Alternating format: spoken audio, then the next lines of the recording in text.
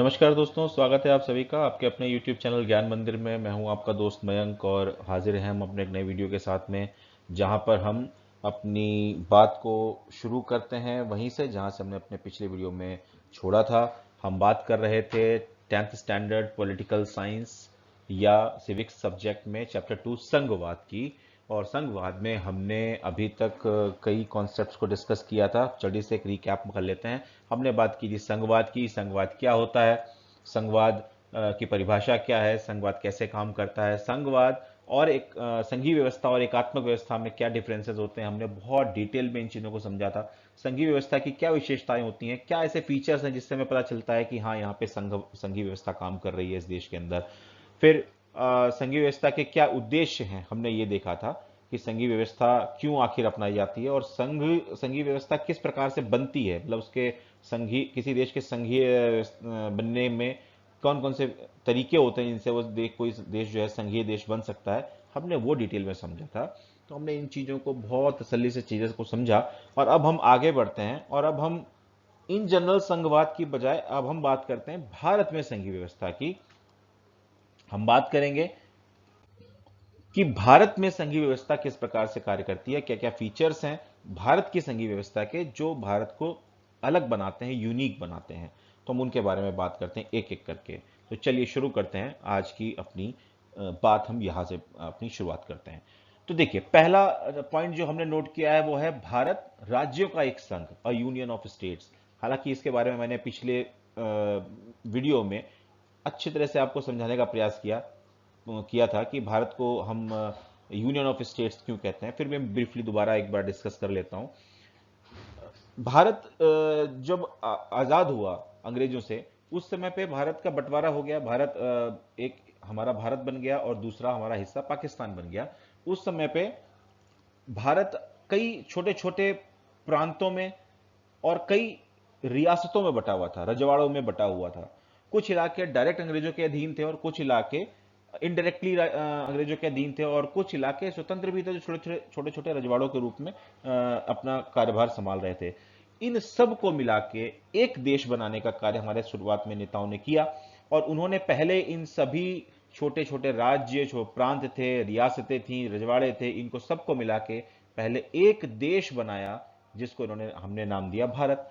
अब भारत जब एक केंद्र बन गया, जब एक राज्य बन गया, तब हमने प्रशासनिक रूप से इस पे काम करने के लिए हमने इसको अलग अलग राज्यों में बांटा, अलग अलग राज्यों में बांटा।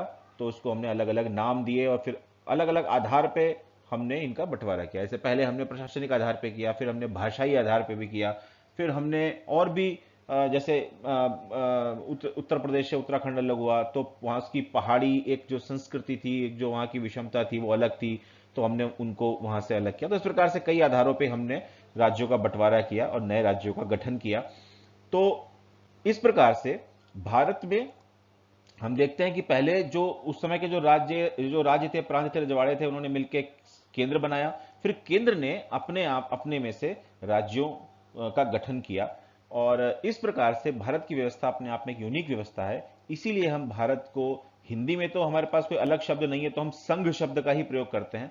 हम संघ शब्द का ही प्रयोग करते हैं। लेकिन जब हम बात करते हैं इंग्लिश की, तो आपको यहाँ पे क्लियरली मेंशन, मैंने लास्ट वीडियो में भी बताया था कि हम यहाँ पे फेडरेशन का नहीं, हम यहाँ पे यूनियन शब्द का इस्तेमाल करते हैं।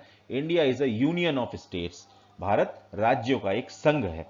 और फेडरेशन और यूनियन में क्या डिफरेंस होता है वो मैंने आपको लास्ट उसमें एक बताने का प्रयास किया था कि फेडरेशन में राज्य मिलकर केंद्र का गठन करते हैं और वहां पे राज्यों को ये जनरली अधिकार होता है कि वो जब चाहें वो अपने आप को केंद्र से अलग कर सकते हैं। लेकिन भारत में ऐसा नहीं है। भारत में राज्यों ने मिलकर केंद्र को एक बार बना दिया, फिर केंद्र ने राज्यों के को जो है वो बांटा। और इस प्रकार से भारत में राज्य जो हैं, वर्तमान स्थिति में जो राज्य हैं, वो केंद्र से अपने आप को अलग नहीं कर सकते। तो भारत फेडरेशन नहीं है, भारत एक यूनियन है, और यूनियन ऑफ स्टेट है। ये बहुत क्लियरली है। तो भारत में इस प्रकार से हमने दो स्तर में अपने आप को पहले शुरुआत में बांटा। शुरुआत में दो स्तर में अपने आप शासन व्यवस्था को बांटा, एक केंद्र बना और उसके नीचे राज्य बने, और इस प्रकार से भारत राज्यों का एक संघ बना। तो पहला पॉइंट बहुत क्लियरली मैंने आपको यहां पे मेंशन किया था, आज भी उसको मैंने और एक्सप्लेन कर दिया। दूसरा पॉइंट है कि भारत में त्रिस्तरीय शासन व्यवस्था है। 3 स्तर है भारत में शासन के। हालांकि जिस समय भारत आजाद हुआ था उस समय भारत में हमने सिर्फ दो ही शासन व्यवस्था के स्तर रखे थे, पहला केंद्र और दूसरा राज्य। लेकिन उसके बाद में पंचायतों का गठन शुरू हो गया था। हमारे पंडित जवाहरलाल नेहरू जी जो पहले प्रधानमंत्री थे, उन्होंने ही सबसे पहले राजस्थान के नागौर में पहली पंचायत का गठन किया था। लेकिन वो जो है उसको कोई संवैधानिक आधार नहीं था उस पंचायत के गठन का। संवैधानिक आधार हमें कब मिला? संवैधानिक आधार हमें मिला 1900 हमें 72वें संविधान संशोधन के जरिए, 72वें संविधान संशोधन के जरिए हमें जो है भारत में तीसरे स्तर की सरकार प्राप्त होती है, तीसरे स्तर की सरकार प्राप्त होती है। और उसके बाद जो है 1992 में जब हमने अपना संविधान संशोधन किया 1992 में, तो भारत में स्थानीय स्वशासन की सरकारों में पहले पंचायत और उसके बाद में जो दूसरे लोकल अर्बन बॉडीज होती हैं जैसे नगर पालिका, नगर पंचायत और नगर निगम, इनका गठन संवैधानिक आधार पर किया जाने लगा। संवैधानिक आधार पर मतलब संविधान में इसका बकायदा हमने जो है अमेंडमेंट करके और संविधान में इनके प्रारूप डाले गए कि नहीं, ये चीजें आपको करनी ही करनी है। इसके बारे में हम डिटेल में पढ़ेंगे इसी चैप्टर में। जो है वो सत्ता का विकेंद्रीकरण किस प्रकार से भारत में हुआ और तीसरे स्तर की सरकार किस प्रकार से भारत में आई, इसके बारे में पूरा डिटेल में डिस्कस है, हम डिटेल में डिस्कस करेंगे। फिलहाल आप समझ लीजिए कि भारत में 3 स्तर की सरकारें हैं, पहला केंद्र, फिर राज्य और उसके नीचे स्थानीय स्वशासन, जिसमें 2 स्तर हैं। एक ग्रामीण स्तर पर पंचायत है, पंचायत में भी अलग अलग स्तर हैं, और लोकल अर्बन बॉडीज यानी जो शहर या कस्बे हैं वहां पे नगर पंचायतें, फिर नगर पालिका और नगर निगम। इस प्रकार से 3 स्तर की हम वहां पे स्वशासन देखते हैं। तो 3 स्तर की सरकारें हैं। अब संघीय व्यवस्था के फीचर्स याद कीजिए कि 2 या 2 से अधिक स्तर की सरकार, तो हमने यहाँ पे 3 स्तर की सरकार बना दी। अब इनके कार्यों को जो है अलग अलग स्पेसिफाई होना चाहिए। तो हमारे संविधान के अंदर आप जब पढ़ेंगे तो आपको पता चलेगा कि एक 7वीं अनुसूची है, 7वीं अनुसूची हमारे संविधान में जो अनुसूचियां हैं उसमें से 7वीं अनुसूची जो है, शुरुआत में जब संविधान बना था तो हमारे संविधान में 8 अनुसूचियां थी, बाद में उसमें 4 और बढ़ाई गई, आज की डेट में 12 अनुसूचियां हैं। लेकिन उसमें से जो 7वीं अनुसूची है वो जो अलग अलग जो 2 स्तर हैं मुख्य रूप से हमारे देश में, केंद्र और राज्य, उनके बीच में विधायी अधिकार जो है, मतलब किन विषयों पर केंद्र सरकार कानून बनाएगी और किन विषयों पर राज्य सरकार कानून बनाएगी, इस प्रकार से उनके अधिकारों को बिल्कुल अलग अलग स्पेसिफाई किया गया है। लेकिन हम यहां पर जो देखते हैं तो यहां पे स्तर 2 जरूर हैं, लेकिन सूचियां जो हैं वो हमने 3 बनाई हैं। आप देखेंगे यहां पे पहली है संघ सूची, दूसरी है राज्य सूची और तीसरी है समवर्ती सूची। तो इनके फीचर्स क्या हैं मैं यहीं पे आपको डिटेल में एलेबोरेट करते हुए चलता हूं। तो देखिए, पहली है संघ सूची, ऐसे विषय जिन पे कानून बनाने का अधिकार केवल केंद्र सरकार को है। इस सूची के अंदर जो भी विषय लिखे गए हैं उन विषयों पे जो कानून बनाने का अधिकार है वो केवल केंद्र सरकार को है, राज्य सरकार इनके ऊपर कानून नहीं बना सकती। संघ सूची के अंदर जब संघ सूची बनी थी, 7वीं सूची में बनी थी, तब पहले 97 विषय थे और आज की तारीख में ये 100 विषय हैं। इसमें 100 सब्जेक्ट्स हैं संघ सूची के अंदर। ठीक है, ये घटते बढ़ते रह सकते हैं क्योंकि जो संसद है राज्यों के साथ में मिलके बहुत कई विषयों को एक सूची से दूसरी सूची में परिवर्तित करती रहती है। तो हमने भी ऐसा ही किया है, कई सब्जेक्ट जो पहले राज्य सूची में थे या संवर्धित सूची में थे, हमने उनको संघ सूची में ट्रांसफर किया है। तो 97 सब्जेक्ट थे, आज की डेट में 100 सब्जेक्ट हैं। इसमें महत्वपूर्ण विषय कौन कौन से हैं? तो ऐसे वो सारे विषय जो हम देखते हैं कि भारत केंद्रीय रूप से भारत के लिए अनिवार्य हैं या दूसरे देशों के साथ में जो चीजें हैं उनके साथ में अनिवार्य हैं, जैसे रक्षा डिफेंस से संबंधित जो है, एटॉमिक एनर्जी, फॉरेन अफेयर्स यानी विदेशी संबंध जो है, दूसरे देशों के साथ में जो संबंध है, कम्युनिकेशन बातचीत जो है, फोन टेलीफोन जो हम देखते हैं ये कम्युनिकेशन हो गया। ट्रांसपोर्टेशन, मतलब ट्रांसपोर्टेशन में रेलवेज, ट्रांसपोर्टेशन शब्द सही नहीं है, रेलवेज, तो रेलवेज जो है, बैंकिंग है, पोस्ट एंड टेलीग्राफ्स है, ये सब हम देखेंगे। फिर वॉर एंड पीस है, युद्ध और शांति संबंधित जो कानून है, ये सब बनाने का अधिकार किसके पास है? केंद्र सरकार के पास में है। तो संघ सूची में हम देखते हैं कौन कौन से, defence, atomic energy, foreign affairs, banking, communication, railways, post and telegraph, war and peace, है ना, ये सब आप देखते हैं जो मुख्य विषय हैं ये केंद्र सरकार के पास में है। आप नॉर्मली भी आप देखते हैं कि कई बार मंत्रालयों के नाम आते हैं, तो आप देखते हैं गृह मंत्रालय तो एक कॉमन मंत्रालय हो गया और राज्यों में भी होता है, लेकिन आप देखते हैं कि रक्षा मंत्रालय है ना, और जैसे रेलवे मिनिस्टर होते हैं, है ना, सूचना और प्रसारण मंत्रालय, foreign ministry of foreign affairs, है ना, आप देखते हैं कि जो दूसरे देशों के साथ में संबंध स्थापित करते हैं, तो ये विषय सब केंद्र सरकार के पास में होते हैं। फिर हम बात करते हैं राज्य सूची के बारे में। दूसरी सूची है राज्य सूची। ऐसे विषय जिनके ऊपर कानून बनाने का अधिकार केवल राज्य सरकारों को होता है।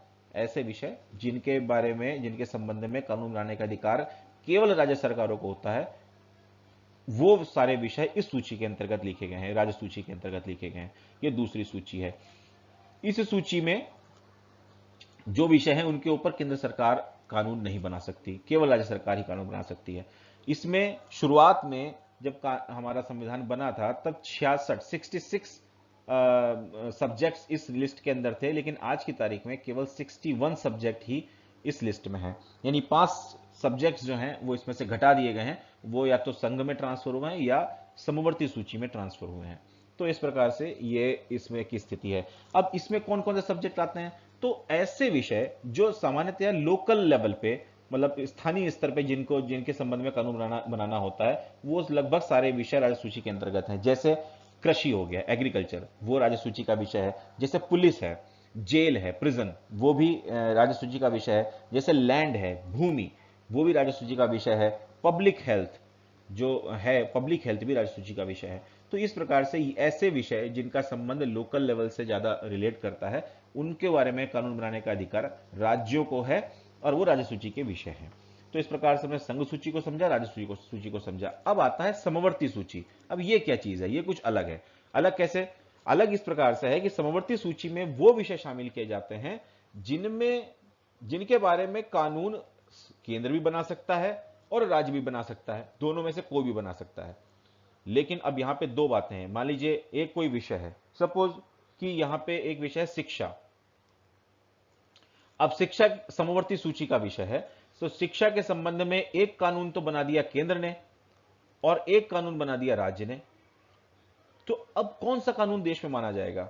तो समवर्ती सूची की विशेषता है कि इस सूची के विषयों के संबंध में कानून तो कोई भी बना सकता है, केंद्र भी बना सकता है, राज्य भी बना सकता है। लेकिन यदि कोई ऐसा विषय है जिसके ऊपर राज्य ने कानून बना दिया और केंद्र का भी कानून बना हुआ है, तो वहां पे केंद्र का जो कानून है वो राज्य के कानून को सुपरसीड करेगा। मतलब केंद्र का कानून ही माना जाएगा, राज्य का कानून नहीं माना जाएगा।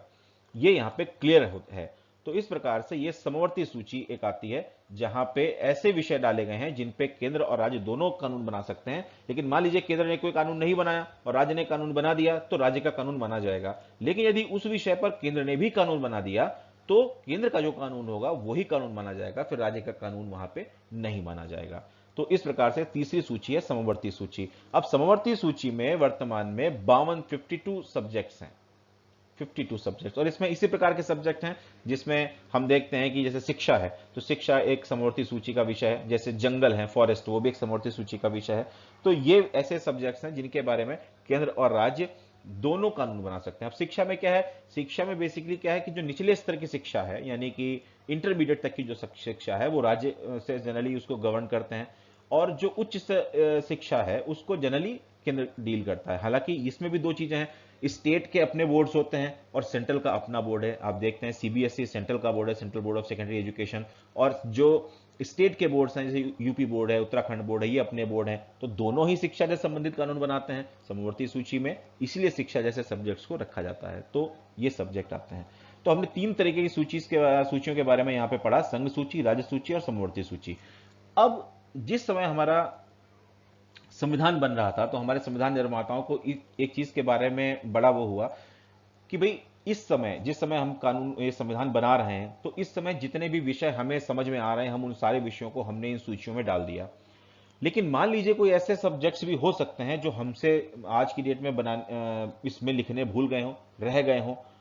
कोई ऐसे सब्जेक्ट्स भी हो सकते हैं जो इस समय इनमें से किसी भी सूची में जिसका जिक्र ना किया गया हो, और भविष्य में हो सकता है कि ये जो है वो इस किसी भी विषय के संबंध में कोई कानून बनाना पड़ जाए।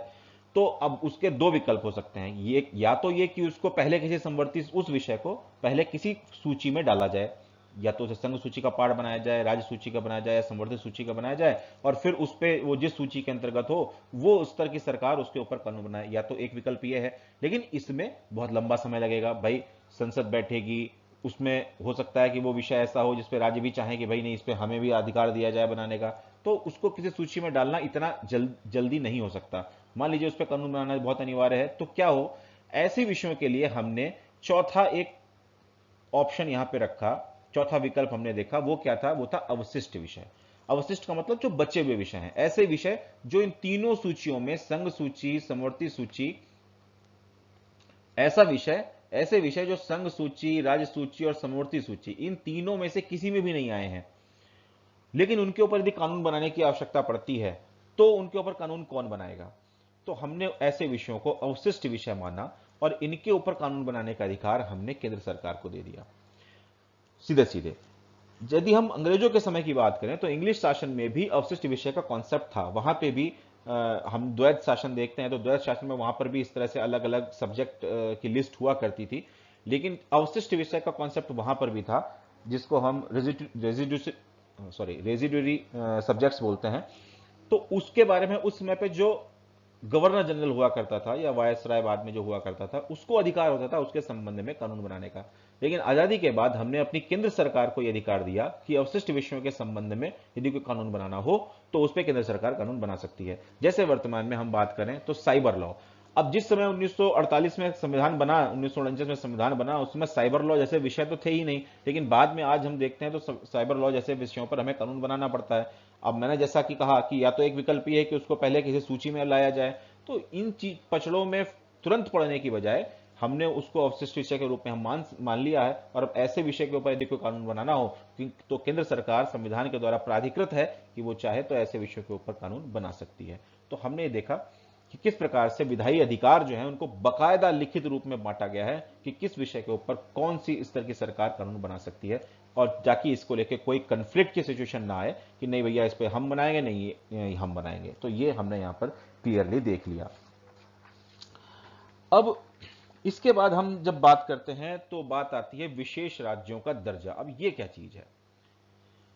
अब देखिए ये चीज इस प्रकार से है कि मैं एक बोर्ड क्लियर कर देता हूं, एक मिनट, आपको थोड़ा चीजें क्लियर हो जाएंगी जी। तो विशेष राज्यों का दर्जा, अब जब हमने राज्यों ने मिलकर भारत संघ बना दिया और भारत ने अपने क्षेत्र को जो है अनेक राज्यों में बांट दिया। अब जब अनेक राज्यों में बांटा तो अनेक राज्यों की जो भौगोलिक स्थिति है, जो वहां की आर्थिक स्थिति है, जो वहां की सामाजिक स्थिति है, वो एक जैसी नहीं है ना। हम देखते हैं कि अलग अलग स्तरों पर जो राज्य हैं वो अलग अलग हैं भौगोलिक आधार पे। हमारे देश में गोवा जैसा राज्य भी है और उसी के सामने उसी के बगल में लगा हुआ महाराष्ट्र जैसा राज्य भी है। तो गोवा बहुत छोटा है, महाराष्ट्र बहुत बड़ा राज्य है, तो वहां की भौगोलिक परिस्थितियां भी अलग अलग, भौगोलिक आकार भी अलग है, भौगोलिक परिस्थितियां भी अलग अलग हैं। हमारे देश में ऐसे भी राज्य हैं, तमिलनाडु केरल जैसे राज्य जो पूरी तरह से समुद्र से लगे हुए हैं, और ऐसे राज्य भी हैं जो पूरी तरह से हिमालय से लगे हुए हैं, चाहे वो उत्तराखंड हो, हिमाचल प्रदेश हो या नॉर्थ ईस्ट के स्टेट्स हो। तो भौगोलिक आकार भी अलग अलग है, भौगोलिक परिस्थितियां भी अलग अलग हैं, आर्थिक परिस्थितियां भी अलग अलग हैं। भाई पुराने अगर हम देखें तो बंबई, मद्रास और कलकत्ता अंग्रेजों के समय से ही बहुत संपन्न नगर हुआ करते थे।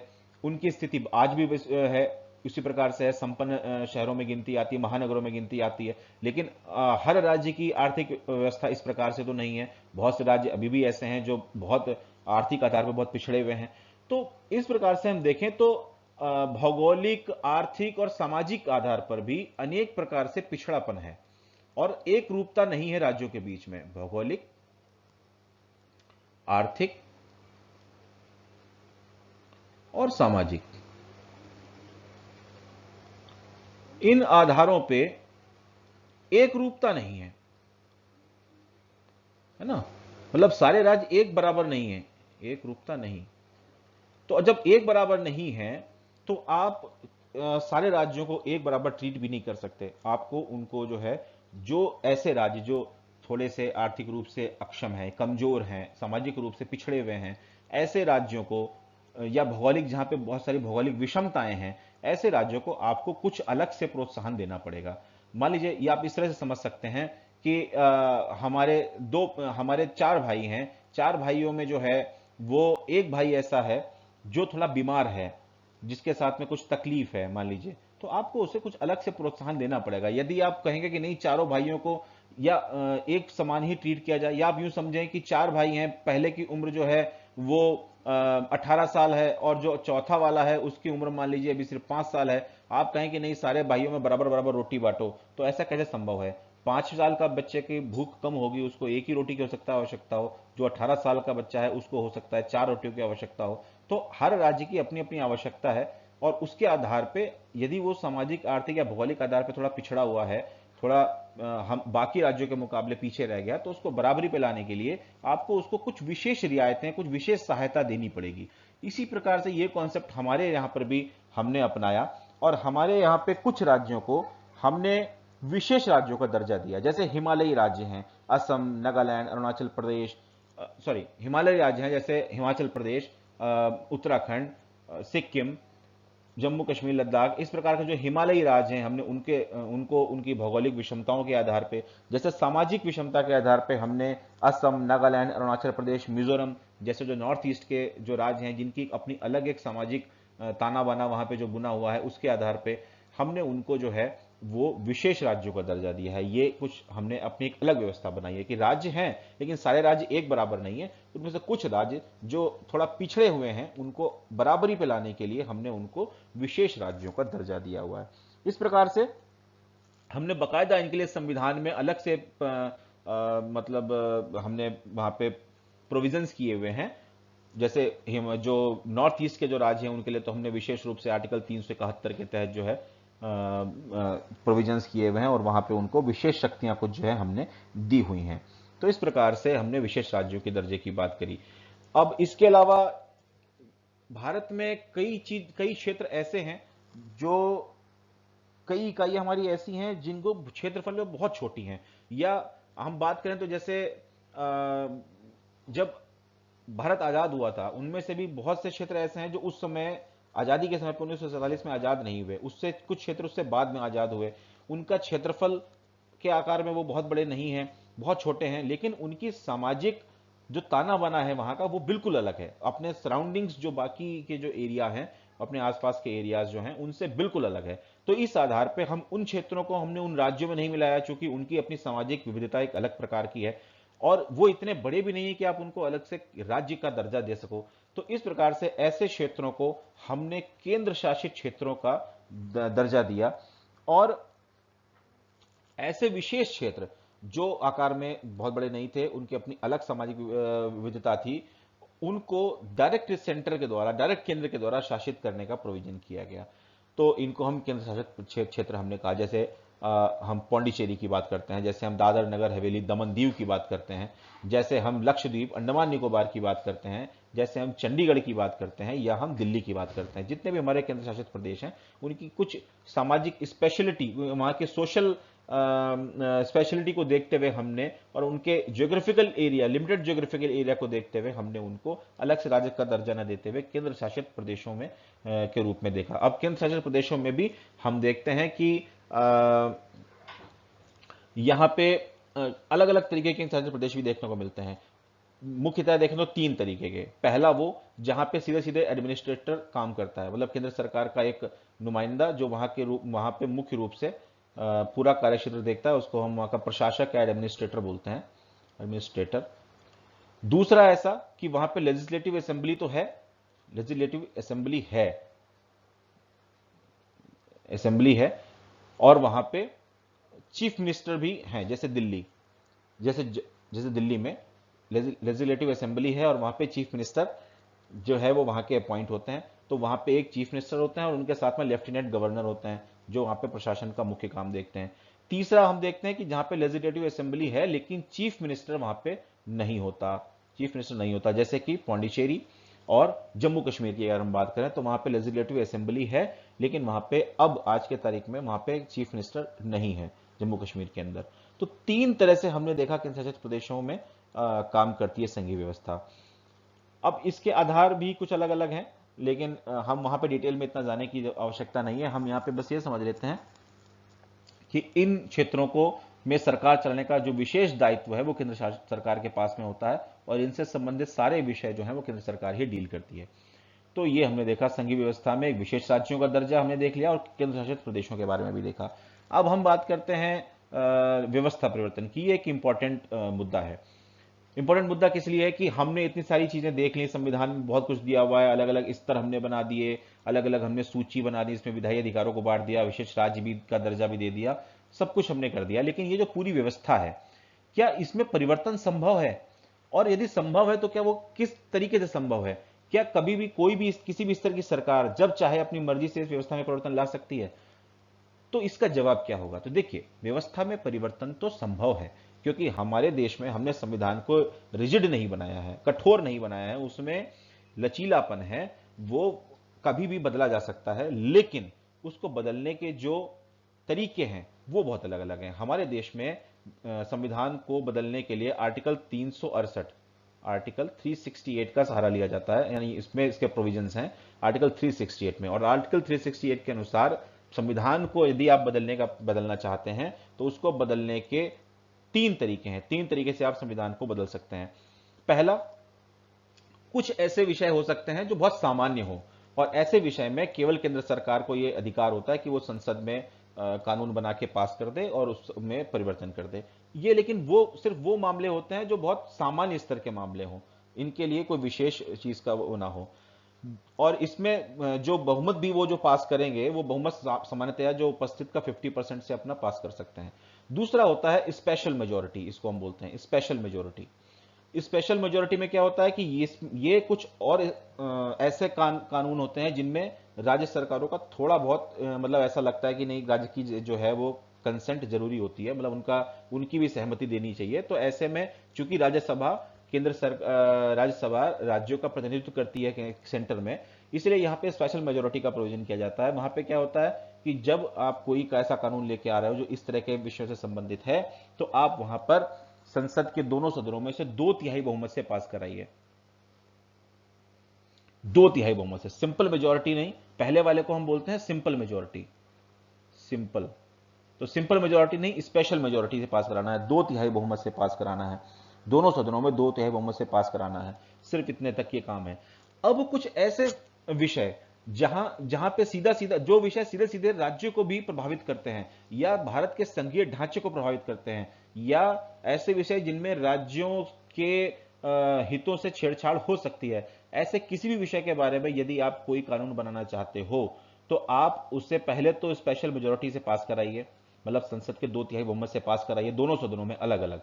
और उसके बाद में कम से कम आधे राज्य, मतलब जितने भी राज्य हैं, मान लीजिए आज की डेट में 28 राज्य यदि हैं तो 14 राज्य या से कम 14 राज्य, आधे राज्यों से अधिक राज्यों से आपको उसकी सहमति जो है वो लेनी पड़ती है, वहां की विधानसभाओं से उसकी मंजूरी भी लेनी पड़ती है। तो स्पेशल मेजोरिटी प्लस आधे से अधिक राज्यों की विधानसभाओं से उसको स्वीकृति दिलाना, इतना जब आप कर लेते हैं तब जाके आप इस व्यवस्था में परिवर्तन कर सकते हैं। अब ये जो संघीय व्यवस्था है ये किस तरह के परिवर्तन में आती है? ये तीसरे स्तर के परिवर्तन में आती है। तीसरे स्तर के परिवर्तन में जहां पे क्या है, आपको स्पेशल मेजोरिटी से पहले तो संसद में पास कराना है और उसके बाद आधे से अधिक राज्य जो हैं, आधे से अधिक राज्यों की विधानसभाओं, आधे से अधिक राज्यों की विधानसभाओं से उसे पास कराना होता है, विधानसभा से पास। ये अभी जो विधानसभाओं में आप सिंपल मेजोरिटी से पास करा सकते हो, वहां आपको स्पेशल मेजोरिटी की जरूरत नहीं है। लेकिन केंद्र सरकार में संसद के अंदर आपको स्पेशल मेजोरिटी से पास कराना है। उसके बाद आधे से अधिक राज्यों की विधानसभाओं में सिंपल मेजोरिटी से आप पास करा सकते हो। तो इस प्रकार से व्यवस्था में परिवर्तन संभव है, लेकिन वो इतना आसान नहीं है, क्योंकि ऐसा बहुत मुश्किल होता है कि पहले तो आप उसे संसद के अंदर ही 2/3 मेजोरिटी से आप स्पेशल मेजोरिटी से पास कराओ, फिर पूरे देश में जितनी विधानसभाएं, जितने राज्य हो, जितनी विधानसभाएं, आधे से अधिक विधानसभाओं से वो पास हो जाए, तो थोड़ा सा हार्ड है, इसलिए ये इतना आसान नहीं है। इसलिए भारत में व्यवस्था परिवर्तन हम ये नहीं कह सकते कि हो ही नहीं सकता, हो सकता है, लेकिन ये बहुत मुश्किल है, इतना आसान नहीं है। तो इस प्रकार से हमने भारत में संघीय व्यवस्था के इस पॉइंट को भी समझा कि व्यवस्था परिवर्तन के भारत में संघीय व्यवस्था किस प्रकार से कार्य करती है।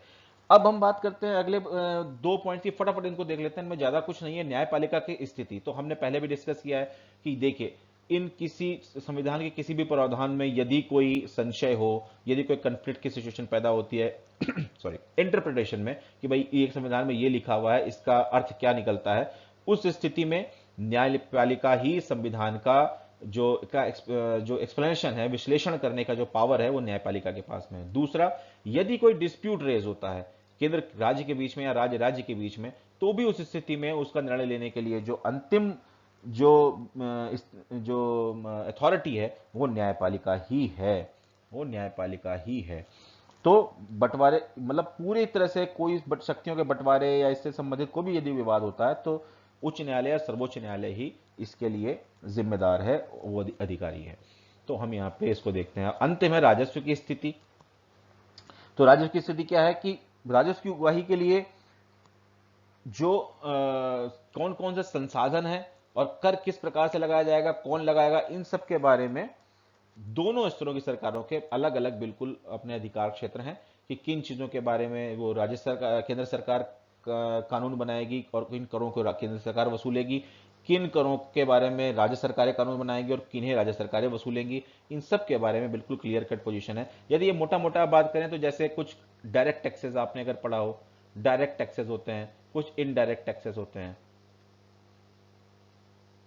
ठीक है, डायरेक्ट टैक्सेस में, डायरेक्ट टैक्सेस अधिकांशतया जो है, अधिकांशतया, सारे नहीं बोलूंगा, अधिकांशतया वो केंद्र सरकार वसूलती है। जैसे इनकम टैक्स हो गया, जैसे इनकम टैक्स हो गया, है ना, जैसे आपका एक्साइज हो गया, कस्टम हो गया, तो ये सारी चीजें केंद्र सरकार वसूलती है। इनडायरेक्ट टैक्सेस में जैसे पहले पहले आज की तारीख में तो जीएसटी है, आज की तारीख में तो जीएसटी है। जीएसटी एक कॉमन टैक्सेशन सिस्टम है जो सेंटर और स्टेट मिलके ही एक तरह से उन चीजों को करते हैं। जीएसटी काउंसिल होती है, जीएसटी काउंसिल में दोनों केंद्र के भी मतलब पार्टिसिपेंट होते हैं और राज्यों के भी पार्टिसिपेंट होते हैं और मिलके कोई निर्णय लेते हैं, मिलके उसको वसूलते हैं और फिर आपस में बांट लेते हैं। तो जीएसटी तो एक एक्सेप्शन हो गया कि ये एक साथ मिलके इस मामले में काम करते हैं। बट इसके अलावा जैसे अभी भी बहुत सी चीजें हैं जिनके मामले में जो है वो इंडायरेक्ट सेंट्रल और स्टेट के मामले अलग अलग हैं। जैसे आप बात करें तो इंडायरेक्ट टैक्सेस में हम देखते हैं कि लिकर जो शराब है उसके ऊपर वैट आज भी लगता है, पेट्रोल के ऊपर वैट लगता है। तो इस प्रकार के जो ये टैक्सेस हैं, ये सीधे सीधे राज्य सरकार वसूलती है। इनके बारे में कानून भी राज्य सरकार बनाती है और वसूलती भी राज्य सरकार है। तो पेट्रोल पे, डीजल पे